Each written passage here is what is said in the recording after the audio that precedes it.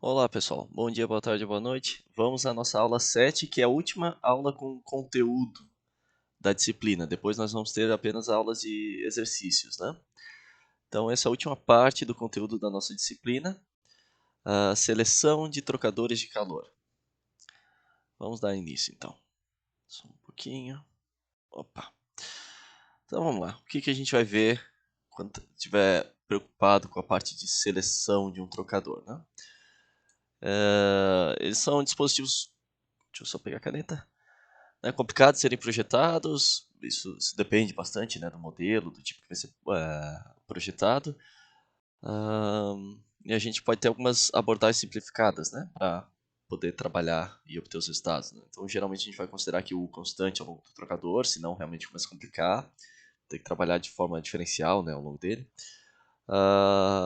O H estimar através de correlações, não vou ter que ter algum aparato experimental para fazer essas análises, né? Ignorar as perdas de calor, eu considero ele perfeitamente isolado. E condução desprezada. Isso aqui depende da orientação, né? Foi aquelas considerações que a gente já viu nos outros, né? Então, no meu eixo, digamos assim, longitudinal dele, né? Eu estou desconsiderando essa parte de condução. É natural a gente superestimar os projetos, porque a gente não vai fazer essa análise perfeita para encontrar o trocador exato, né? Então a gente superestima a fim de evitar surpresas desagradáveis, a fim de não ter o desempenho adequado, né, no futuro. Então a incerteza do valor previsto de U pode exceder 30%. Então a gente vai ter que realmente trabalhar com uh, os trocadores superdimensionados, né? Porque esse U aqui eu posso tirar ele da tabela, dependendo dos tipos de fluido, tipo de trocador, e ele vai vir com um erro associado, né? Eu não estou olhando exatamente aquele trocador, eu estou trabalhando com tipos de trocador, com tipos de fluido, né? Algumas considerações, né? O aumento da transferência de calor, ele vai geralmente resultar no aumento de queda de pressão, né, perda de carga. Por quê? Porque para aumentar a transferência de calor, geralmente eu vou aumentar o meu trocador. Então eu vou ter um aumento de queda de pressão, né? Eu vou ter mais tubulação por onde o fluido vai passar e mais atrito viscoso acontecendo ali.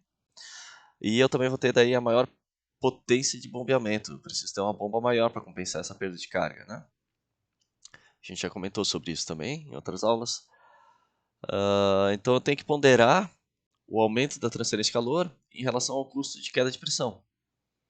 Né? A gente viu os gráficos de efetividade, né? O quanto que aumentando a área aumenta efetivamente na troca térmica. Né? Então não adianta eu aumentar muito a área que eu não vou ter um aumento significativo, em alguns casos, da transferência de calor, mas eu vou ter um aumento da queda de pressão, perda de carga. Eu tenho que levar em consideração o fluido que deve passar pelo lado dos tubos e qual do casco, se for um casco-tubo, em termos de fluido corrosivo, em termos de fluido sujo, né? Então, geralmente, o mais viscoso eu posso passar no casco, porque eu tenho menos perda de carga, mas tem que levar em consideração se eu vou ter que fazer limpeza por conta desse fluido e tudo mais, né? Outras considerações. O meu objetivo principal é aquecer um fluido, aquecer ou resfriar, uma certa vazão. Então, isso aqui é o básico, né? O MCP ΔT, que eu vou estar trabalhando. Ou se eu não tenho CP ΔH, por exemplo, né? Dependendo do fluido. Então, muitas vezes eu vou ter de projeto isso. Eu tenho uma temperatura de entrada que vem o fluido vem de algum processo ou vem de um ambiente e eu quero esquentar ele, e eu tenho a minha temperatura de saída, né? Então, eu sei o fluido, eu sei o CP, e o meu M ponto pode ser um requerimento de projeto, né, de processo que eu estou trabalhando. Então, eu consigo achar meu Q. Isso aqui seria um requerimento de projeto, né? Requisito de projeto. Eu tenho que ter esse meu Q para dar conta disso. Então, isso aqui muitas vezes é meu ponto de partida. O famoso MCP ΔT. Mas a boa seleção eu vou ter outros fatores que vão levar em consideração, né? Então, transferência de calor, como a gente comentou, é geralmente a mais importante na seleção, porque eu estou trabalhando com um trocador de calor, então eu quero uma troca térmica. que vem dessa equaçãozinha, né? Então, o meu trocador, o requerimento básico é ser adequado para fazer essa troca térmica de forma, né, satisfatória, considerando todos os requisitos que eu tenho, né, de vazão máxima, CP, ΔT que eu quero. Isso ficou bem claro, né? Em relação ao custo, geralmente eu vou ter limitação orçamentária, a não ser em alguns casos especiais, por exemplo, trocador de calor embarcado nessas plataformas de petróleo, né? Eu tinha um camarada que trabalhava com isso, então eles tinham que ser trocador de calor compacto e leve. Literalmente, trocador de calor compacto, né? Então, eles desenvolviam isso para plataforma de petróleo. São mais caros? Sim, nesse caso eram. Eles precisavam ter uma fabricação bem específica. Tinha um forno para fazer a soldagem por difusão, né? Então, colocava as peças ali, aquecia com uma temperatura considerável ali, eu não lembro se era em torno de 70% da temperatura de fusão, e aplicava uma certa pressão num ambiente com atmosfera controlada para não ter oxidação, né? Quando aumenta a temperatura, tu deixa mais propício para a difusão de oxigênio no metal. Então é mais fácil de oxidar ele. Então tinha atmosfera controlada e fazia a soldagem por difusão desses trocadores de placa. Colocava umas placas com orientação assim, umas placas com orientação assim, e fazia um trocador de calor escoamento cruzado, né, compacto. Nesse caso era bem mais caro, né? Só o forno para fazer isso aqui é coisa de, na época, hoje o preço do dólar e do euro está muito mais caro, mas era coisa de em torno de 1 milhão de euros. Então, um forno super tecnológico, caro, atmosfera controlada, tudo, né? Agora, se não estou trabalhando no caso desses, ou trocador de calor, por exemplo, em espaçonave, né, que tem que ser ultra leve, aviões, né? Daí eu vou ter limitações orçamentárias. Vou ter que estar trabalhando com materiais o mais em conta possível e usar o menos de material possível, né, para baratear. Geralmente um trocador de calor de prateleira ou de catálogo, né, de fabricante que já vem, só compra o equipamento, ele já vem pronto, ele tem uma vantagem de custo em relação a um projetado, sob encomenda. Né? Eu fabrico em uma grande quantidade, então ele consegue reduzir custo aqui. Ele já tem uma linha de produção do trocador de calor. Então sai mais barato do que eu mandar usinar, fabricar de uma forma, né? Por exemplo, aquele de placas, o cara já vai ter um molde para estampagem. Se eu for fabricar um específico de placas, eu ia ter que, quem sabe, comprar uma placa um pouco mais espessa, usinar, né? Ia ter um custo bem mais elevado. Em alguns casos, nenhum dos trocadores existentes, né, de catálogo vai servir. E isso acontece geralmente quando eu tenho um trocador de calor já integrado ao meu conjunto dispositivo, né? Então, ele faz parte do meu equipamento, ele está alojado dentro do equipamento de uma forma ah, bem específica, né, para a aplicação que ele tem. Então, eu vou ter que projetar ele. Seria, quem sabe, o caso de trocador de calor de uma placa de vídeo, de computador, né? Então, cada placa vai ter que ter o seu projeto ali para se adequar às dimensões, aonde fica o componente eletrônico que mais aquece, né, para colocar as aletas ali, onde fica a ventoinha, mas esse aqui é um trocador de calor diferente, né? Eu tenho só, no caso, aletas e o meu fluido é ar, e eu não tenho um fluido na parte quente, né? Seria só a dissipação de calor por aletas. Não é um trocador de calor fluido-fluido. Mas existem vários tipos aonde isso vai acontecer. Eu tenho que ter um específico para aquele equipamento, né?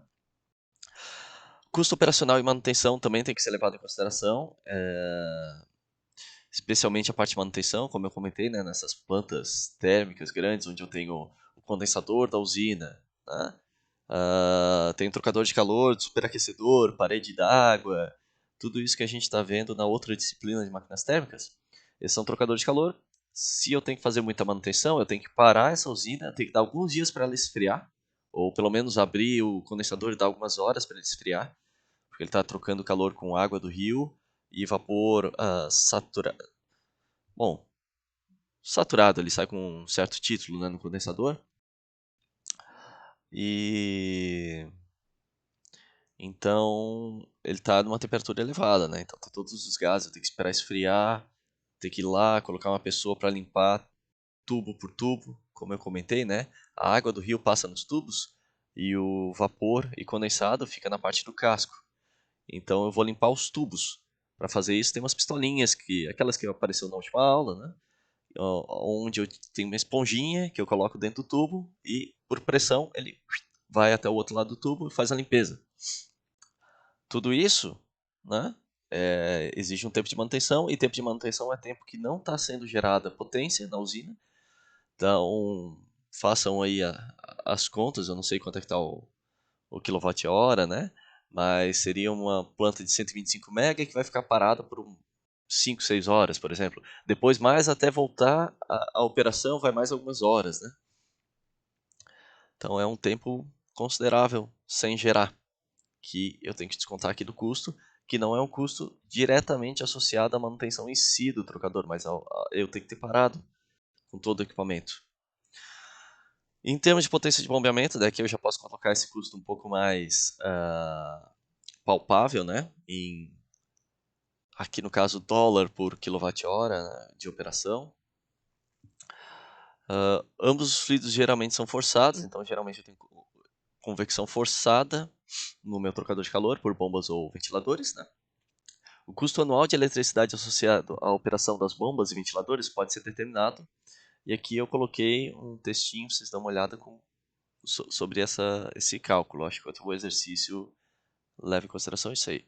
Então, um trocador de calor que envolve uma bomba de 1 HP e um ventilador de 113 HP. Aqui eu tenho o quanto que é o HP, né, o 0,746 kW, operando em carga plena por 8 horas por dia, 5 dias por semana, vai consumir isso aqui de eletricidade por ano, né, quilowatt-hora de energia elétrica por ano. O que custa $166 a esse custo de eletricidade. Então eu consigo calcular o quanto que eu tenho de gasto pelo equipamento operando. Se eu aumentar a minha bomba, vou aumentar o meu custo de eletricidade, porque aumenta a potência, né? Minimizando a queda de pressão e a vazão máxima dos fluidos, minimizará o custo de funcionamento do trocador de calor, mas aumenta o tamanho dele, e assim o custo inicial, né? Regra geral, duplicando a vazão máxima, reduz pela metade o custo inicial, porque daí eu diminuo o tamanho do trocador, mas aumenta a potência de bombeamento por cerca de 8. Né? Então, isso aqui cada caso é um caso, né? Hoje a gente vai ter que analisar, depende bastante também da viscosidade do fluido e tudo mais, né? Eu tenho aqui as velocidades típicas para líquidos e típicas para gases. Baixas velocidades são úteis para evitar erosão e vibração dos turbocompressores, né? Da bomba e tudo mais. Ruído e perda de carga. Né? Outro fator para ser levado em consideração é a dimensão e peso. Normalmente eu vou querer menor e mais leve, né? São mais adequados. Então, especial para a indústria automotiva, se eu tenho um trocador de calor dentro do carro ali, para a parte do ar-condicionado, ou aeroespacial, né, para um avião também. Tamanho e peso são requisitos rigorosos, ou no caso que eu comentei, alguma coisa que vai embarcada, né, uma espaçonave também, ou a plataforma de petróleo. Além disso, o maior, geralmente ele vai ter um preço mais elevado por conta de mais material que vai ser utilizado, mas não é sempre, né? Às vezes os compactos começam a ficar mais caros pelo processo de fabricação mais sofisticado. Mas os maiores vão ser mais fáceis, geralmente, também de fazer a manutenção, né? É mais fácil de abrir esse trocador de placas aqui, por exemplo, ou entrar um sujeito aqui dentro das placas com uma mangueirona e limpar. Um trocador compacto, às vezes eu não tenho como desmontar ele para fazer a manutenção. Vou ter que ver como é que vai ser o sistema de manutenção. Certo? Então, tem vantagens e desvantagens como tudo, né? Geralmente o compacto vai ser, o menor vai ser melhor, não compacto em si, né? Mas o trocador menor vai ser melhor e mais leve, mas nem sempre. Em relação ao tipo, depende especialmente dos fluidos que vão ser utilizados, limitação de tamanho e peso, ou mudança de fase, né? Se tem mudança de fase, em qual lado que eu vou colocar, por exemplo, o casco tubo. Isso tudo vai ser levado em consideração. Um trocador de calor é adequado para resfriar líquido através de gás se a superfície do lado do gás é muitas vezes maior que a do líquido. Bom, a troca térmica, o pH convectivo do líquido, ele geralmente vai ser maior, né? Então eu vou ter que ter uma área maior pro lado do gás. O líquido ele molha minha superfície, ele troca mais calor. Então, se eu tenho um trocador líquido-gás, eu vou ter que ter mais a área de troca térmica do lado do gás. Eu posso fazer isso colocando aleta também, né?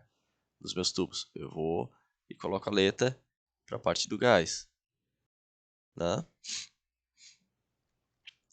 Então, um trocador de calor de placas ou casca-tubo é muito apropriado para resfriamento de líquidos através de outro líquido. Líquido-líquido. Eu tenho áreas semelhantes ali, né, de troca térmica. Então, é apropriado para esse tipo de troca térmica. Em relação aos materiais, a gente tem que tomar certos cuidados, né? O efeito de tensão térmica, por exemplo, estrutural. Eu não preciso considerar ele se eu estou trabalhando a baixas pressões, 15 atmosferas, ou temperaturas inferiores a 150. Isso depende bastante do material, né? Mas se eu estou trabalhando com metais, isso geralmente é a regra. Mas são consideradas acima de 70 atmosferas ou 550 graus, né? A fusão do ferro é o que? É 730, né? Uma coisa assim. Então já tem uma temperatura considerável para deteriorar um pouco as propriedades dele em alta temperatura, né? Outra coisa a ser levada em consideração, por exemplo, quando a gente fez o projeto lá do trocador de calor para a usina solar, a gente construiu o protótipo, o tubo a ser utilizado foi de inox. A aço inox ele tem uma condutividade térmica muito inferior a, por exemplo, do cobre. Mas esse equipamento utilizava pressões elevadas, então não dava para usar o cobre, por conta da resistência mecânica, né? Ele ia precisar ter uma espessura de parede muito elevada, então não era adequado. Então tudo isso vai ter que ser levado em consideração, né? O cobre seria um trocador ótimo para condições de baixa pressão, né? Ele tem uma condutividade muito elevada. Então esse seria aquele caso de que a gente desconsidera a resistência térmica por conta da espessura de parede do tubo, né? Seria utilizando cobre, por exemplo. A diferença de temperatura de 50 graus ou mais entre os tubos e o casco vai causar expansão, né? Então tem que levar em consideração a parte de expansão. E eu também posso ter, vou comentar desse nossa experiência lá. Então existe também um tipo de tubo que é evacuado. Eu tenho um tubo de metálico aqui e um tubo de vidro como se fosse uma garrafa térmica, né? Pela parte externa, onde eu tenho vácuo entre os dois. O contato de um tubo metálico com o outro tubo metálico era feito por umas folies de expansão. Que nem de gaita de fole, né? Caramba, ele não está deixando eu desenhar aqui. Umas folies de expansão. Então, enquanto ele dilatava, essa fole comprimia e que ele esquenta, né? Durante a operação, o sol bate aqui, esquenta, ele dilata. Fora de operação, ou à noite, ele esfria e contrai, a fole acompanha, né? Isso. Para não ter tubo encontrando direto tubo e isso dilatando e deformando ou estragando os meus componentes. Certo? Então eu teria que ter elementos para levar em consideração essa expansão. Outra coisa que era levada em consideração é que os refletores solares eles ficavam embaixo dos tubos, né? Então a gente fez uma análise de temperaturas e foi atrás de artigos falando sobre isso, e dependendo da diferença de temperatura que eu tenho aqui embaixo e em cima, eu posso ter realmente a condição de um gradiente térmico muito elevado e tensões térmicas por conta disso. Porque se a radiação está batendo embaixo, aqui embaixo eu vou ter uma temperatura mais elevada. E a parte de cima do tubo, não. Ele está em contato com o isolamento térmico, né? Então, eu tenho, claro, a condução na parede do meu tubo que vai levar essa taxa de transferência de calor aqui de baixo para cima, né? Vai conduzir pela parede. Então eu vou esquentar a parte de cima do tubo também. O próprio fluido escoando aqui dentro vai fazer isso. vai levar calor aqui de baixo para cima. Mas ainda assim eu tenho uma diferença de temperatura, porque aqui eu tenho uma radiação concentrada chegando na parte de baixo e aqui em cima não tem nada. Então, dependendo do material que eu usar, dependendo da espessura de tubo, do diâmetro de tubo, da taxa de concentração solar, eu vou ter um gradiente de temperatura elevado e eu posso ter tensão térmica, eu posso ter esse tubo trincando com o tempo de operação por causa disso. Né? Eu tenho que levar em consideração tudo isso. No caso de fluido corrosivo também, que tipo de material que eu posso escolher? Né? Se eles são resistentes à corrosão ou não, aço inoxidável é uma boa opção dependendo do que eu vou usar, mas ele é mais caro, né? Ou titânio, né? Seria um trocador compacto, eu não vou fazer um trocador de calor uma dimensão muito grande com material tão caro. E eu posso também fazer com material mais barato, ali um aço galvanizado, né? Ou aço ferro carbono, mas até sabendo que eu vou ter que trocar ele de vez em quando, tudo isso eu vou ter que colocar na ponta do lápis ali e ver se vale a pena o custo de usar um material mais caro ou trocar o trocador de calor de vez em quando. Outras considerações, né? Se eu estou usando fluido tóxico ou caro, em alguns casos eu vou estar usando um fluido térmico caro, né? Ou tóxico, ou que vai ter algum impacto ambiental, eu tenho que ter aperto sem vazamento. Então, existem algumas plantas solares que usam um óleo térmico, que é o Terminol VP1, o nome dele. E ele não chega a ser tóxico, mas se tiver vazamentos numa planta que tem lá centenas de metros de comprimento, e eu não conseguir identificar, ele vai vazar para o solo, né? Daí eu vou ter problemas ambientais com isso. Então estuda-se usar direto água e vapor dentro dos tubos, em vez de usar um fluido térmico para trocador, como um fluido que vai trocar calor depois com a água e gerar vapor, né? Eu já uso a água direto nos tubos para gerar vapor já direto nos tubos. Tem todas as implicações de eu ter que estar operando com pressões mais elevadas, de eu ter todo um projeto mais sofisticado. Mas estuda-se isso por causa dos vazamentos que tem. Inevitavelmente vai ter vazamento em algum ponto, né? Mas aí eu vou querer, quanto melhor, né, esse aperto sem vazamento, melhor. É mais adequado, né, para trabalhar com esse tipo de fluido. Então, facilidade de reparar, baixo custo de manutenção, segurança e confiabilidade, né? O nível de ruído também, dependendo do tipo de trocador de calor eu posso ter, né? O ruído acontecendo ali, né? Especialmente aqui se eu tenho ar-condicionado operando, né? Geralmente o ruído ele vai ser da minha válvula de expansão, ou do compressor, mas a gente consegue escutar às vezes aquele ruído de gás escoando, né? Em trocador de calor, se abrir a geladeira e escutar ali dentro do refrigerador ali, às vezes eu consigo escutar o barulho do escoamento do fluido. E isso, dependendo do caso, pode incomodar, né? Se eu tenho esses trocadores de calor que estão dentro da residência, né? Se estão num ambiente quieto, eu consigo escutar ele, às vezes incomoda. Eu tenho um camarada que estudou comigo, ele estudou na parte de vibrações e acústica, justamente o ruído se eu não me engano, acho que era do evaporador. Não, acho que era do condensador de uma geladeira, porque saía da minha válvula de expansão fazendo ruído, e aquilo ali estava incomodando. Eu acho que era da Bosch. Eles levaram para a universidade para estudar isso aí, para ver como reduzir esse ruído. Então, tudo isso eu posso fazer como? Mudando o diâmetro dos tubos, a espessura do material, isso vai afetar, por exemplo, no isolamento acústico ou na frequência natural. Isso tudo vai afetar também, por exemplo, o escoamento interno, né? Dependendo do diâmetro, ele vai ter uma certa frequência e isso afeta o ruído que vai sair desse trocador. Vamos fazer então um exemplo aqui. Eu tenho uma instalação de produtos lácteos, né, laticínios, onde o leite é pasteurizado com água quente fornecida por um forno de gás natural. A água quente é então descarregada para um dreno aberto no piso a 80 graus. Então, eu tenho aqui, né? água quente, com uma taxa de 15 kg por minuto.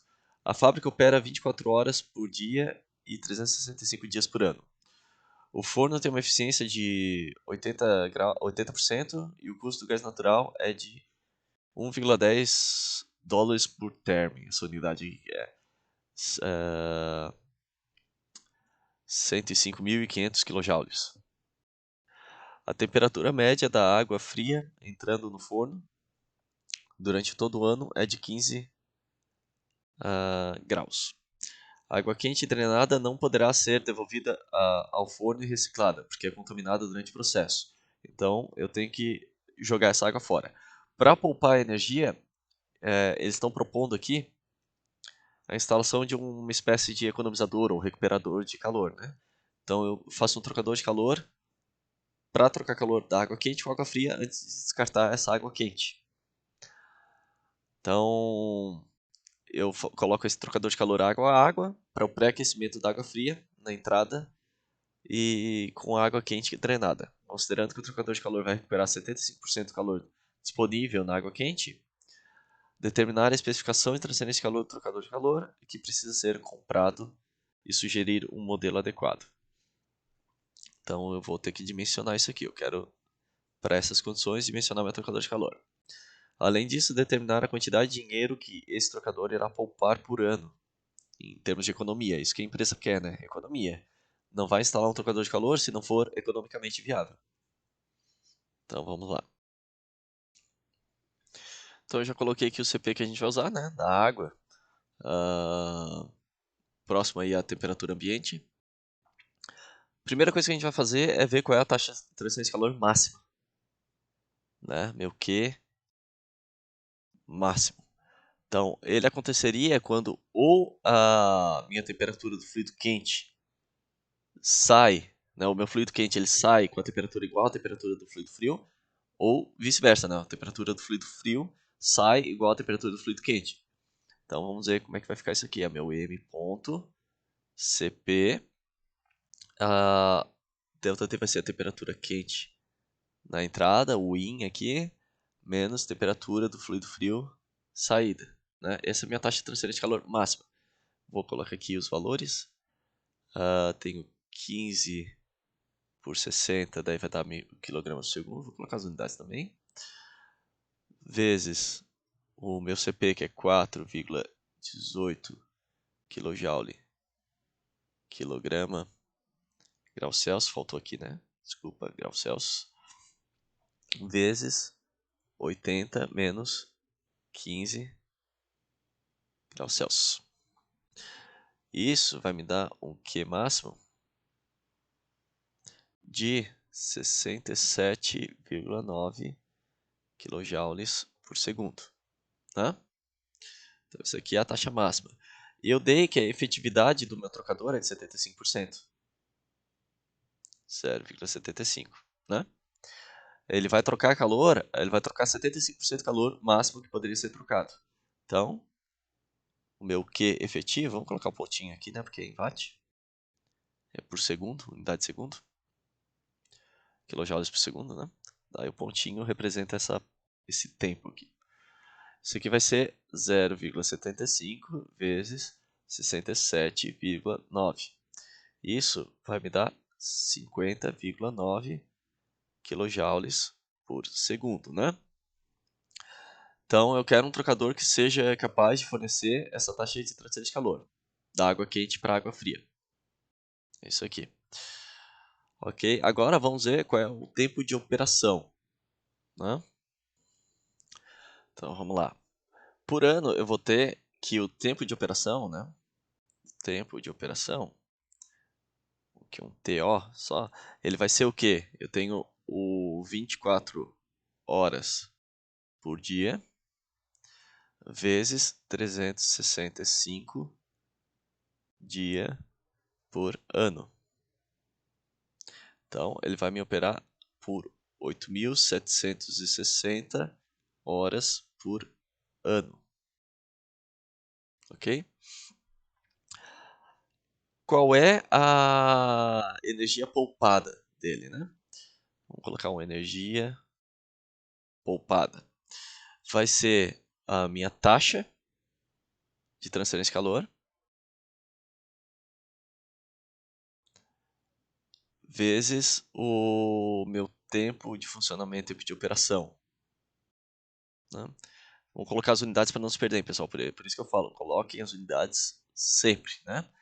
A minha taxa de transferência é 50,9 kJ por segundo. Foi o que a gente obteve. Deixa eu só conferir. É isso aqui. 50,9 kJ por segundo, né? Meu tempo de operação é 8.760 horas por ano. E eu tenho que converter isso aqui, né, para segundo. Hora por segundo. 3.600 segundos em uma hora. Eu corto, corto, né? Corto, corto. Tem kJ por ano. Então, energia poupada por ano vai ser 1,605 vezes 10 na 9 kJ por ano. Ok, deixa eu só ver se estava gravando. Eu tenho uma eficiência do forno de 80%. Ok? Isso eu tenho que levar em consideração para ver qual é a minha economia de energia. Vou botar aqui um eco de energia. Economia de energia, por quê? Porque isso aqui é a energia que eu vou poupar. Se eu não tiver o trocador de calor, o meu forno ia ter que gerar isso aqui, né? Meu forno ia ter que estar entregando essa energia. Para o meu forno entregar essa energia, sendo que ele tem um rendimento térmico, ele ia ter que gastar um pouco mais do que essa energia que ele está entregando em termos de combustível, né? Faz sentido, porque parte disso ele perde, perde nos gases, perde no a maior parte é nos gases, né? Mas perde pelo isolamento térmico, ele perde por alguns fatores. Então, 80% só do que ele está conseguindo, né, de energia térmica do meu fluido, ele consegue passar, do meu combustível, ele consegue passar para cá, né? Então, eu vou ter que a minha energia economizada é um pouco maior do que o que foi trocado no trocador, porque eu estou levando em consideração o rendimento do forno, né? Ele teria que queimar um pouco mais de energia para conseguir passar 80% dela nessa forma. Então, eu vou colocar esse rendimento aonde? Embaixo, né? A energia economizada tem que ser maior, usando a lógica. Então, eu vou ter que 1,605 vezes 10 na 9, dividido aqui. Estou colocando as unidades porque a gente está trabalhando com várias unidades diferentes. Então, kJ por ano. E a eficiência do forno não tem unidade, 0,8. E eu vou converter para aquele terme, que é a base que eu tenho de dinheiro, né, de custo. O term é 10.550 kJ. Isso vai me dar uma economia de energia de 19.020 terms por ano. Ok? Considerando que o meu preço é de... Tem um outro S aqui, né? Para o dólar. 1,10 por term.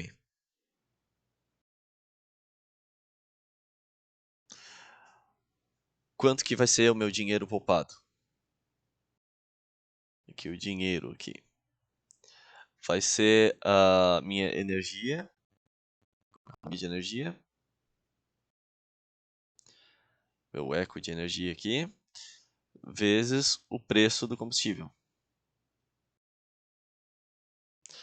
Isso aqui vai me dar 19020 term por ano vezes o S dólar 1,10 por term.